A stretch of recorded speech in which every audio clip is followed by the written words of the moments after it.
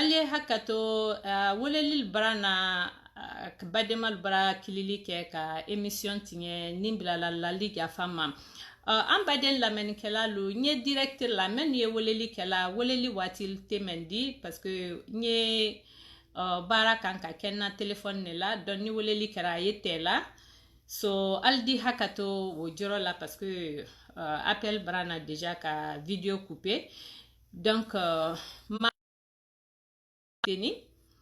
ni men connecté ni kala idi se ka hello blama pour kenya lonko albra connecté parce que atumbra te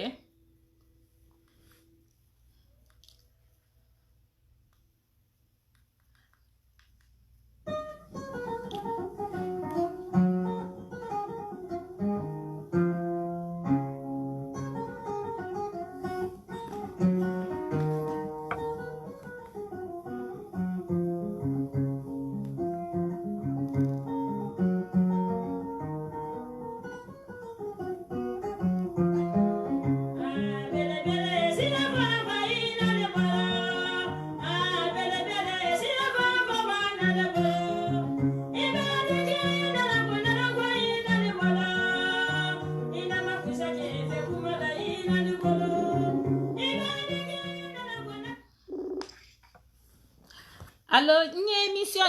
nye émission ne la idi se connecté la hambra émission damna ha awa ndi wole mbaba inshallah aywa mbaden la men kelalo aldi hakato wole lil nani tere kabo farafina so comment ka baro damna nyamen kan bra perturber doni parce que malon déjà menu doni tere ni connexion coupée alma ou bien na ma coupé alma mais aldi hakato baro le foli ami woleli la le nani donc abara baro coupé donc di bara damna a'udhu billahi minash shaitani rajim bismillahir rahmanir rahim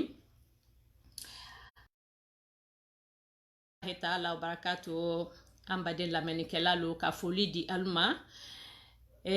ka falnyana ko ambran karfa alala ala menna karfa tetiana ka an karfa an kanu nyumalula netani kala aluka ambela deni ye allah taala la marale kono ambe bara an karfa subhanahu wa ta'ala la masamenna karfa tetiana inshallah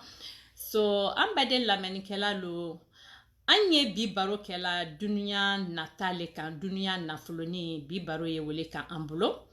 so inshallah alama amen ko nyuma tolo dira ambela deni ma famuyali doni membe soraro alama la noyala ambela deni yen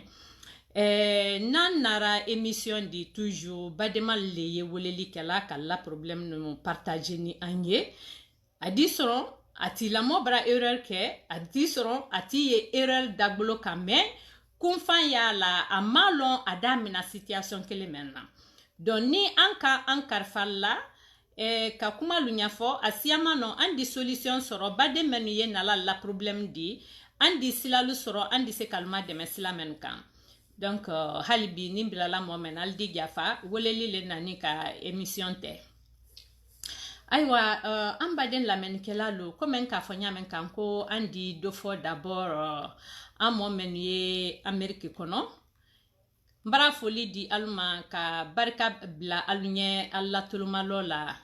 et puis ka alfo ka fo alnyana ko alni bara aliye musolle di menu ye bara la ni te jour aliye kelle di menu ye bara la ni te jour ka barka bla alunye alla sedona tunkanya fe alla sinyana ni alla tilibakoroba luka barka bla alunye ka profiter ka falnyana anye saison men kono ala le ka bana men nagi dunia be kuna telefla meno ansini wo si le kono donc menu ni barato ala ye jafa woluma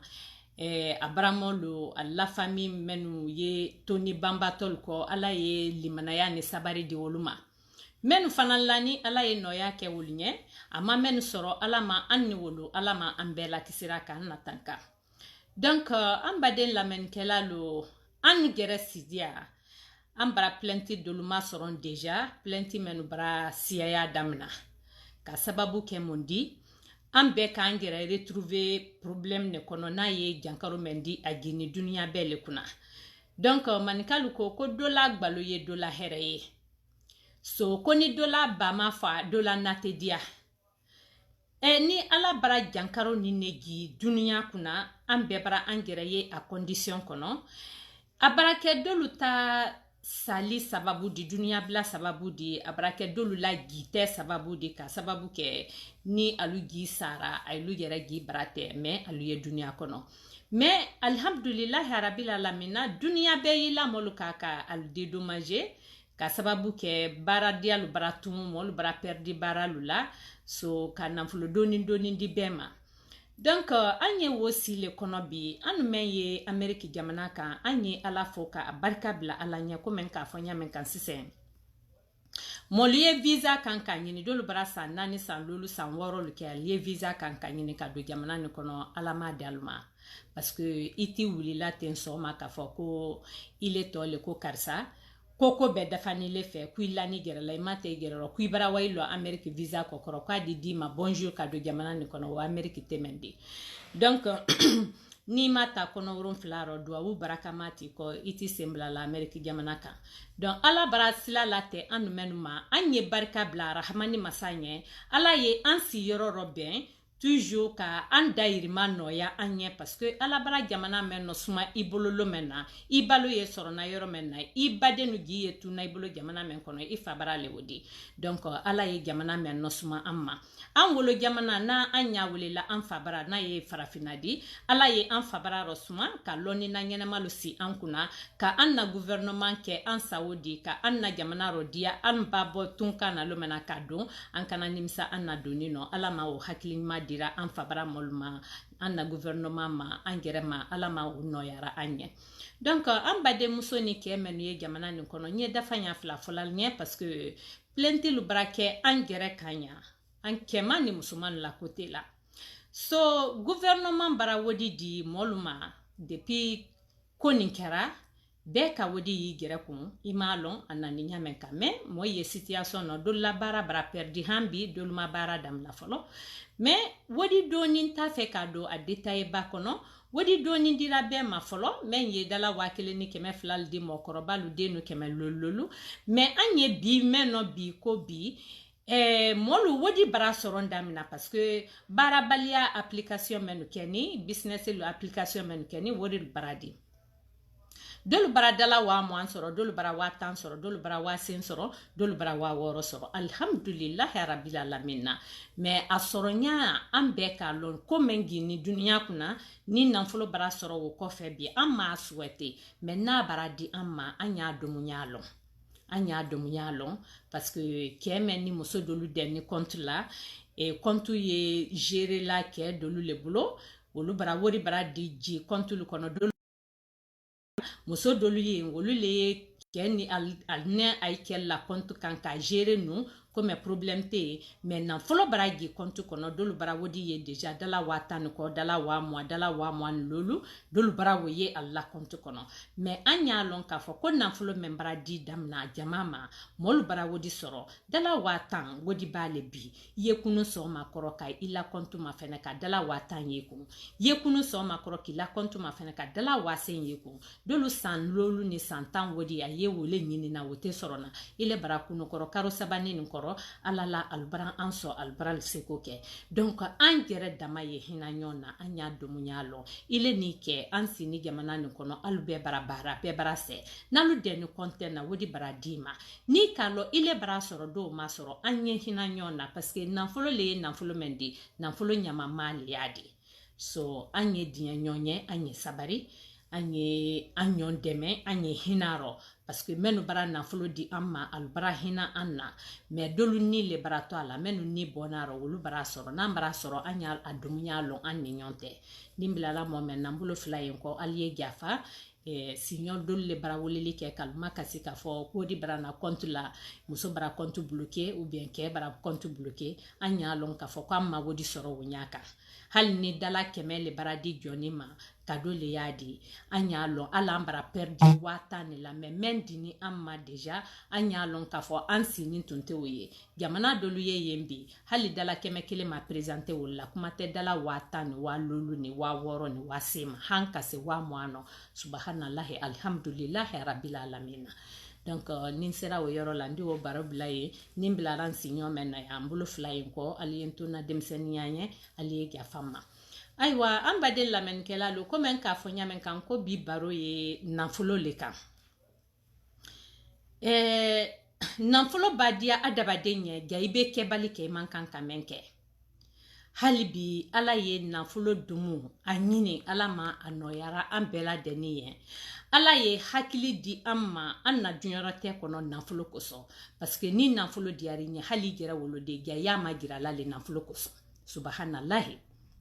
nafolo mɛn ye fɛn mɛn di an y'a lɔn k'a fɔ k'i bara nafolo sɔrɔ ɲaɲa kan i bɛ sa k'a to i kɔ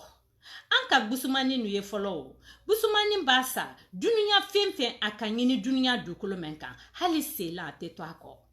alda bɛɛ ta k'a lafɛ sɛrikɛ kɔnɔ ka walu kaburu dɔn a bara kɛ nafolo wodi gbɛɛ di a bara kɛ sani di a bara kɛ diyaman di a bara kɛ fani di a ka fɛn fɛn san n'a de se kunna su lafe ne kɔni kɔnɔ alda la ka ediwa kaburu dɔn n'a ye so wolu ka wo kɛ hakilimaya b'a la ka sababu kɛ mun di ko badema nani ka fɛn mɛn ɲini a sɛni fɛn mɛn kɔ duniya dukolo nin sanfɛ a ka sanji bigiri ka kɛ fɛn mɛn ɲini a tɛ se sala habada k'o to a kɔ so ko dubaden ye dankaden ye baara la dubaden ne ɲɛ de fɔ ne wolu k'o kɛ a yilu kɔ donna kɔrɔ dubaden de wa ka wa su labɔ denka kɔnɔ ka nafolo ta an k'o ye kɔ duba jamana lo ka siyama so ni wole ko bara dabila an bara ye o ma kɛ nafa fɛn di o parce que a ma banbatɔ nafa an mɛ ye yan an y'a lɔn k'a fɔ ko an ni nafolo tɛna wala habadan an tɛ wadi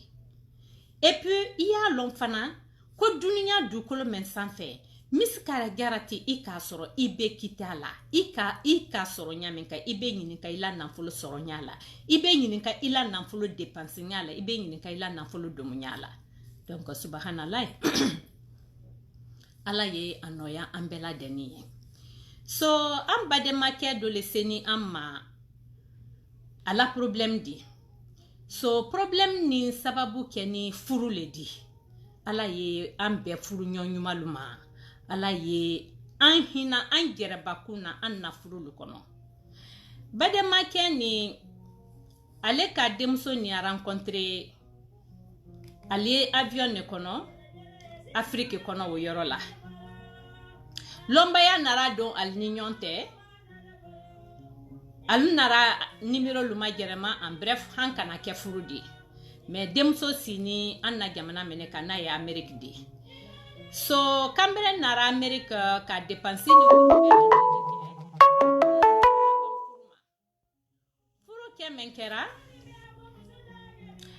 comme an k'a fɔ ɲamɛn kan ko Amérique doni a ma nɔ ni ala ni duwawu ti kɔ Amérique ma sɔrɔ man di an bɛɛ la n'o la alhamdulilahi rabil alamina ala bara di mɛnu ma sɛbɛkɛri ku sɛbɛma k'i kun ye villa jamana nin kɔnɔ ni ma ko rɔtiɲɛ hali sɛbɛti ba ko rɔtiɲɛ an ye wolu yela jamana bɛɛ ka faragbɛla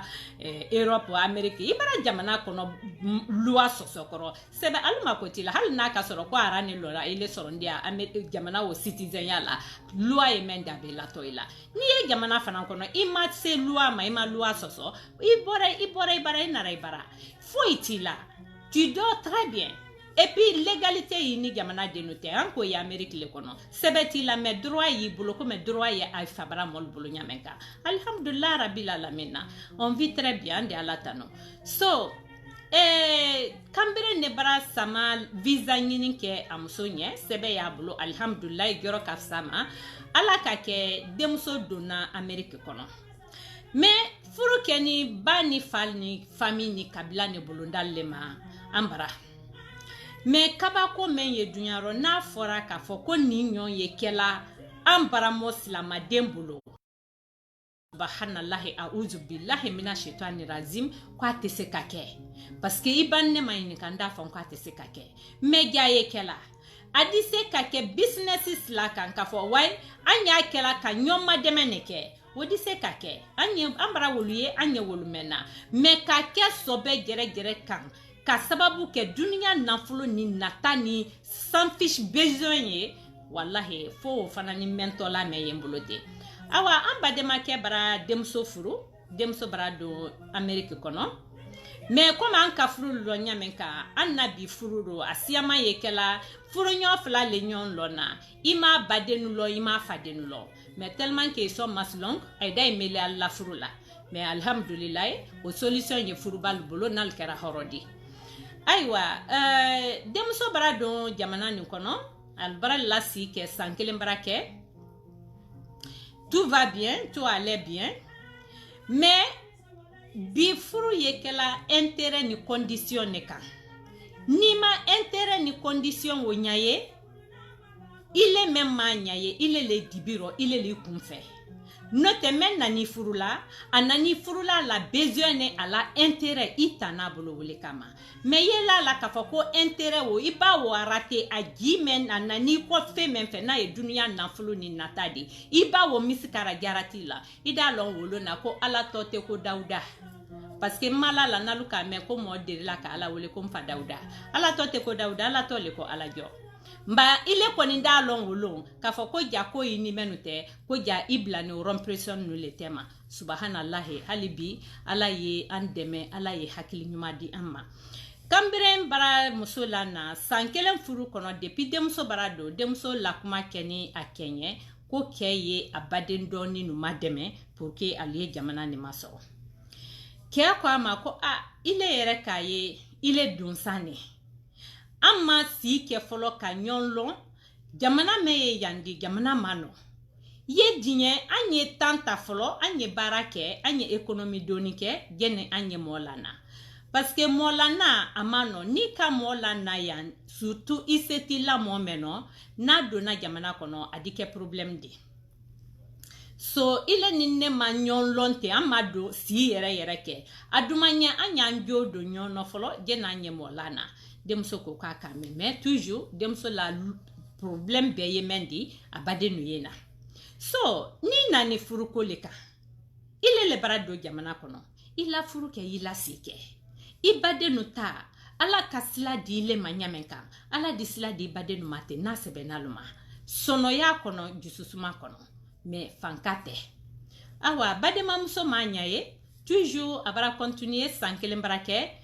abraye kafo keyere te demso lana bololema adon seye kenye ka baden domso ilana ba kun domso lo so domso gelile ke malo me hal na kera domso kilendi seye kenye ka domso lana anan folo ya kun alhamdulillah rabbil alamina a connexion ya la fana ka visa ngini amuso doni nyayeda me ke ko ile le folo barana muso ile le di anya na si ke folo anye nyonlo anye bara anye économique gena anye mo gbereta ka blanca ne mo nara sise ambara ke sabadi dépense bara augmenter aywa nati make mo berebere di anna furuye en juillet parce que bidoni ko subhanallah iye to furubaliaro kapsa ye be famille ma bidoni ye mena i furubade netira i koku ye fururo mete fururo de furubade netini ala ye ankisi abalawu na fitina na asetana ni iblusa bonsonuma ami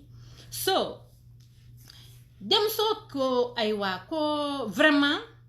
ale fana nintese kato na badendoni mana donc en calon comme intérêt collé demso sanjera kema ke fana ni bara ye pression bara wara akome malon sine ye menfe ni ka men décider possibilité konite nenye bi ki doni nana ni doni masekana men bara décider bolo do ok so demso kala décision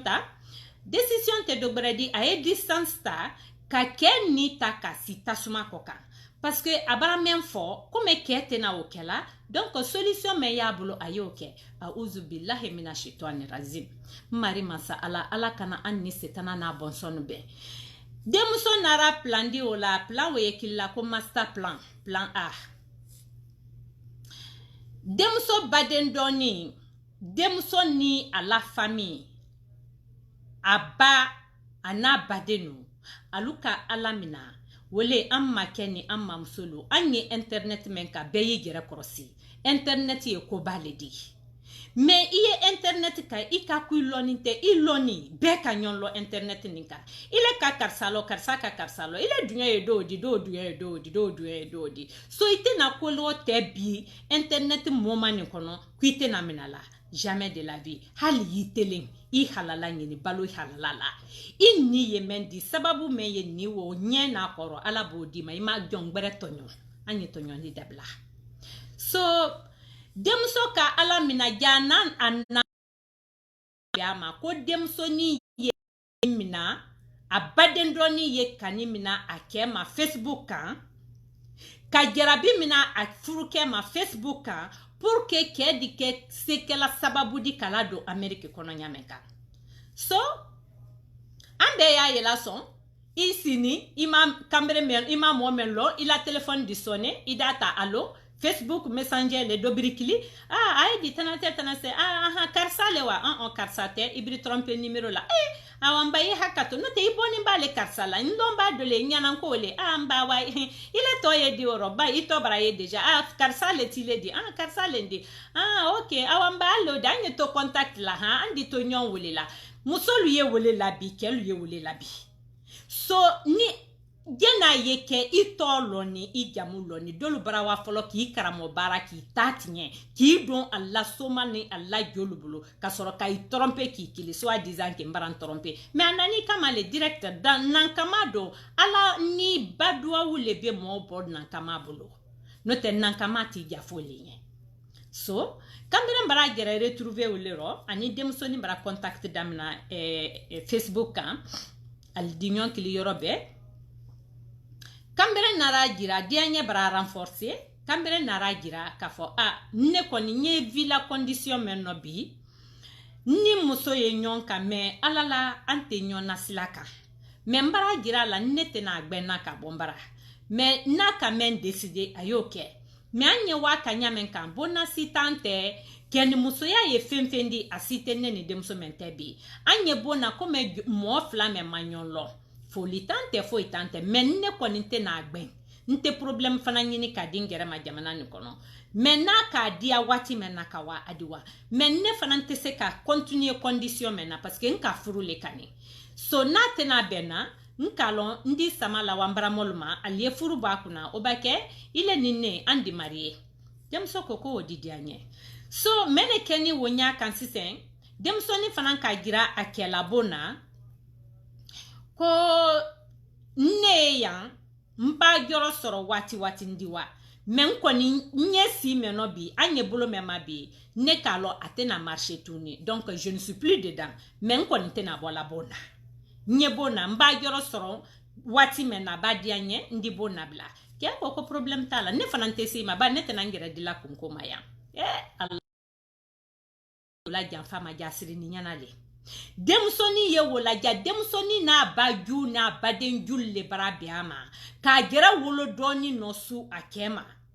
pour que ye senala abaden doni di Amerique kono nyamenka parce que ale mana furuka ma anani Amerique le ko ale baraba c'est l'Amérique donc ala fo imatinye aloma kono ni labuto ala ba wolate wo accident wo ye waye en notre grande surprise anda ye ka fo ko kekele baraba kele ma flafuro ay be ka lon silama ya kono ko furu wote na marché la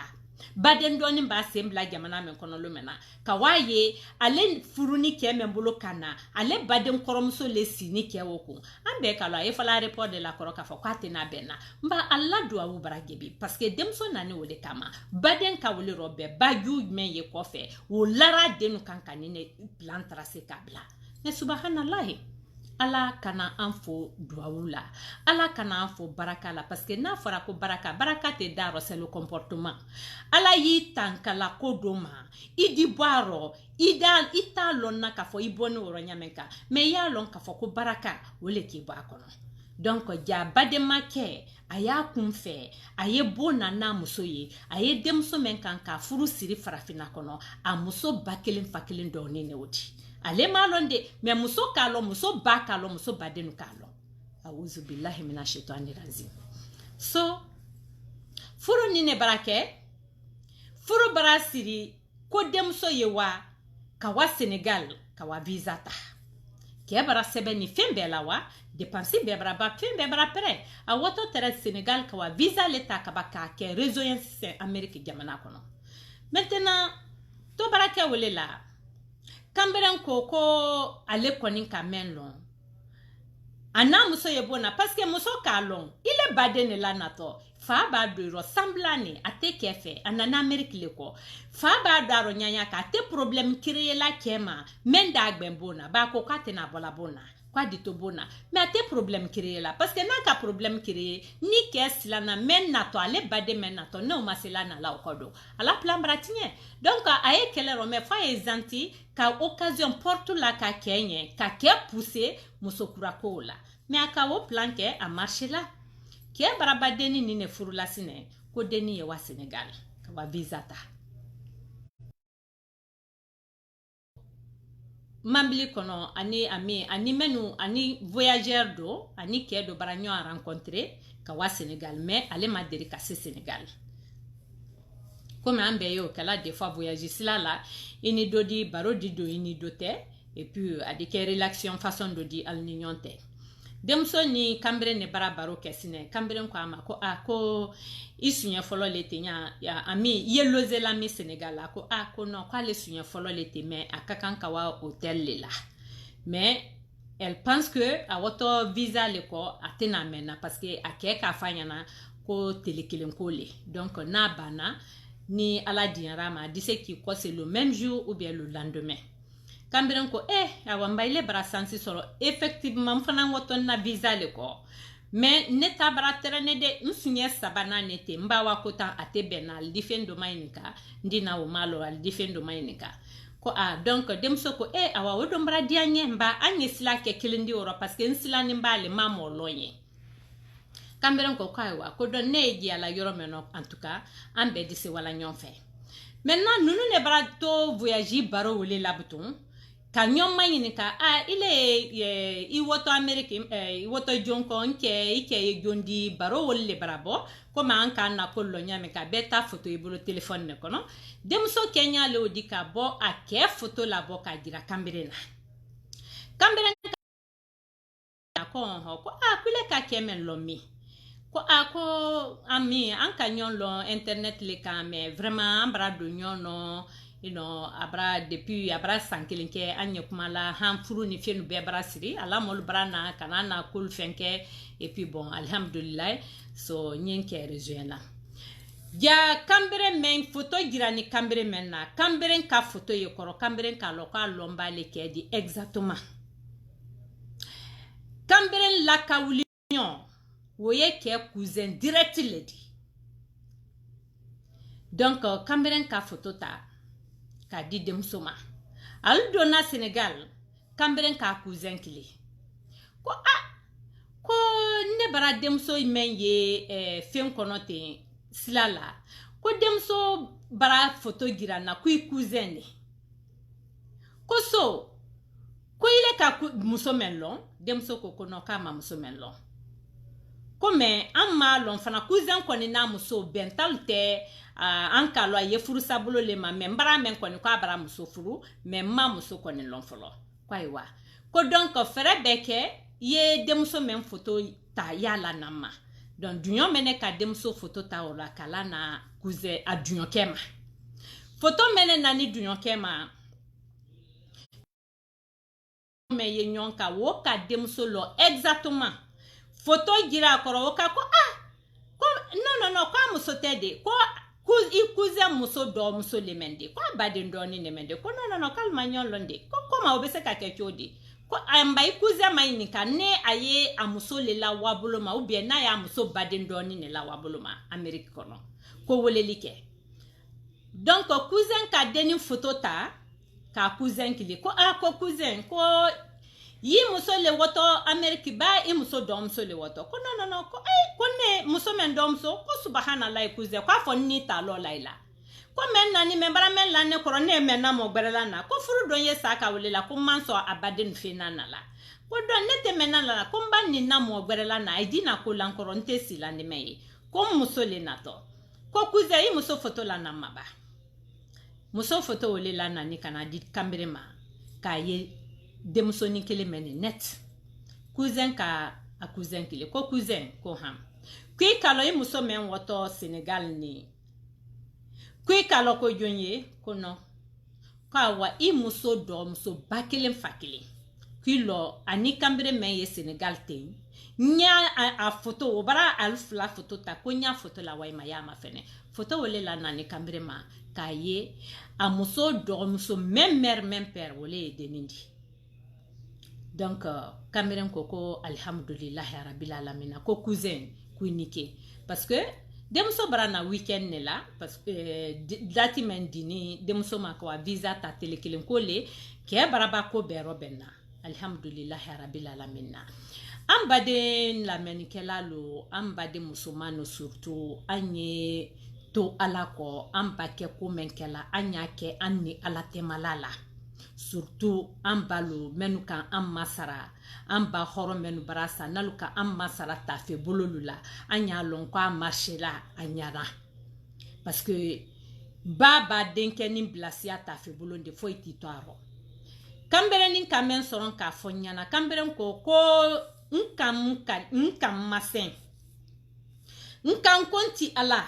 ne baraba visa ne fere bekela atoni demsoni yi présenter koro ka sebeta ka di demso ma ayendo Amerique jamana ni kono konna mbiri sukili ilele kan ne blasila ikambolo mina iko makonde ko fona ka soron nsira ifa kun ki fa falin kegberela ko ma o fodende ko nsira ifa kun lomena ka damna ndini ndira ifama hankana se ifa brabo dunya kono nele yambi naka soro ma ifa falin kegberela na dunya rote kono o deni lede konde ni wara tunkana ala etunkan diela nde ala kinito jamfa kono ala ki bulo to ikenyo bulo ala ki bulo to muso bulo konka ko amina konne bonyale odi lagina kono kado Amerique kono koso konka lof la seli nko ala nye nko ala ne bale konne ma kona ka soro akan fa jamfa kegbere la ka soro kan ne soro kwa kanto ma kono ma ke kwika na ne to jamfaro mba ala ne ye joro meno bi mbara trouble folo yala muso men fotoni men foni nengana ala tunyele mendi ba wiyale mendi me ala naka soro tunyele ka fo konne badem muso bakelen fakele muso bara wole rosunema ne bara wole furu téléphone nati kabaka sebe berobe kwa iwa visa ta Senegal kado Amerique jamana kono ala naka soro ne e janfalero mba kadwa wo menke nenye no bolo na senye tunyele di ala demuso memba wa visa ko sini ala ikana visa dama ninne la visa dira muso mema ye do jamana men kono na ika men fo ika wiale fo ne bengere fo parce que nte c'est-à-dire monnaie men don ton on t'a supporté subhanallah kambere ko kale ka wule fo kila fana fa muso ma alubara jamfa ke foi akisi ka resultat makono ala kake demso wara ambassade la demso doni ambassade la wule la aluko kono ko jankaro men baraji an kunate ko ambassade lo dabratun ko donc ko désolé ko dossier foi tena sela ka traité tenya ko fanani ma datilon ambassade dadi la ka wati mena ko so ko sorry ko we cannot help you alhamdulillah rabbil alamin demsoni bona ambassade kono lero aka kekli ako mbarana albara fode ko abara be jankaro mema ko alla ambassade datuni ko donc ko aitena sila ka sebe ko foile ke téléflamme no et puis al fanani malon bara ni bana wati mena parce que la bara mo be bara don Amerique kono ko donc ko ite se ka la hiditanya ko men ni men boraro ko al di lettre lana so ko malo la we kala nyamenka ko ne fana ni bara na ama kambere ko fana ne ko mal ko c'est ma première nouvelle ko wallahi mfa lon ka fo mene blaro ko alhamdulillah rabbil alamin ko basite ko awayi ko se ko parce que ni délai dini idi si kama kono ni ke comme délai madi yi kose demsoni kose ni wole ro la Guinée demsoni yesela e délégation brapere délégation menetani wala kawa demso la famille la si demso doni kawa ke mainika demso wuluba mainika ko demso men furuni ke mema ikalon ko mbiranke nkalon few nkalon na kawa woro le mendi ka furu bo demso kuna ke ko kwa bara depensi susu ke kwa bara ta di alama ka don ani dunya balawu domani na bomba temalala konna ile musokorobato ibirinya la makaka imasila alanye imasila ifalonye dunya nanfolo ni nofe denadianye ki denta kabla c'est-à-dire ki den fere nanfolo ni natakama den mengoto munne ngini na Amerique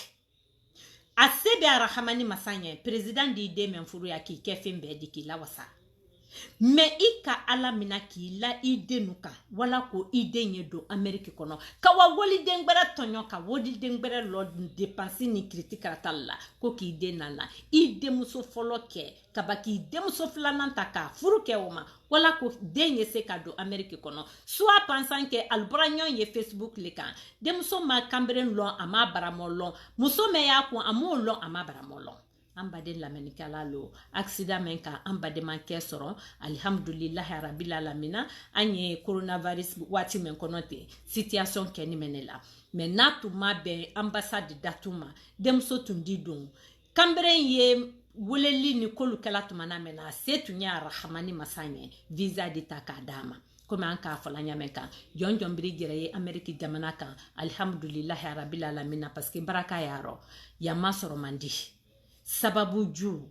adi don aroka tinye nyanya ka adi tinye ambara dolu ya brai falla lul fere kalna la lul fere kan nisilu fa jotilu baral sekoke dabartilu baral sekoke amabe koni ni kaye alabara ile dunya alhamdulillah rabbil alamin e badem boni maloya mentema ko demso mentere avion takanaji Amerique kono ile ye wa airport la muso di wa ka wa bala wukele la wule kila kanima mba mol ye kela sunkurumbal ni kambrembal ni bordel ludinya menka anya fele ka soro kuro benini ambaden la menikela lo alutani ka lanne kan ala kana anto jamfaro jamfa basiri ko subhana wa ta'ala ani ibala duawu ni baraka meyiko ole yibolaro note ambaden la menikela lo jamfa siri la juba jamfa sirima foiti baro fo duawu ala la masaya wo drompe le dibaro donc bi baro tunye mene di ambaden la menikela lo anka baden ke ka la temen soro me alhamdulillah rabbil alamin abarase continuer la jamana ni kono ka gira américain la ka fo ko sebe femfem wani muso men furuto tere ko c'était wrong person so alhamdulillah ke bara confirmation soron ka fo ko demso koni na visa ko ayo ba kuno to men fana ye demso la di don jamana ni fana kono nyagbere le ka ko me to me ya le fana na ta Amerique ma soron ni to yo ko subhanallah ka to dunya natama ka we igere la makosa wole ye ambaden bulla na fulo la dia nya badi ali bi nan sira wo yoro la andi bi baro blaya ka hakili di ambela denima internet luka an wole ba dolu ye fililu te kililu di albi wala kon filini ne trompelite dolu yi wole la ko nye dunya ya mina ma dunya ya te nata alien i ko ka fe ne nyini fe ou bien qui ma soro d'une manière et autre donc an beye réseaux sociaux ka anye an hakilito an gerero anya an gera forosi pierzi kasia kan kasa dama donc an badel la benkalalo ni sera o yoro landi bi balo blaya ni blala mo mena aldi jafama ka ntona demseni anye inshallah o andi nyon soron sini ou bien sini kene comme téléphone an fe ya no an bena ko dominta ama adullo folo mais inshallah na kera continue tala andalla lolia assalamu alaikum wa rahmatullahi ta'ala wa barakatuh donc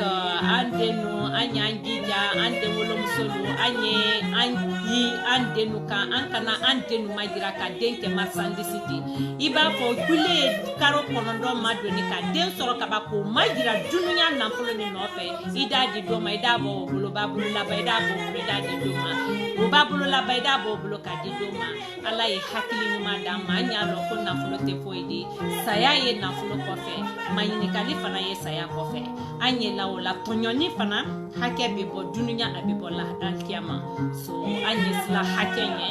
an ye jɔni hakɛ ma tanka i di dɔ ye a tɛ fɛn foyi fɛ kɔnama kun ni mɛ ma o y'ale ni ala le tɛ dunuya ni kɔnɔ i tɛ bila la bɛɛ fana ni na i di mɛ i la kalabanteya ni la kuma gɛlɛman na i di wase dɔ ma i kala le o de k'a lɔn musokɔrɔba nin bolo k'a lebu bɔtɔ tɛrɛ a gɛrɛ den na furu le lɔ n'a tun k'a lɔ a tun ti to tranquille la mɛ i b'i dana timi i di wa i ɲa kɛ kala la i ɲa bɛnna ma i le gɛrɛ de i ɲa kɛ a la a di ɲa sɔn et puis su mɛn doni su di la dunuya bɛɛ ɲɛna a di kɛ maloya di han musokɔrɔba ye la kaburu kɔnɔ ni maloya tɛ bɔ a la ala ma an n'an bɔnsɔn ni kisira maloya ju ma assalamu alaikum wa rahmatullahi ta'ala wa barakatu an baden lamɛnnikɛla lo bi baro le tun ye o di ala ye sini jira an kɛnɛ na bonsoir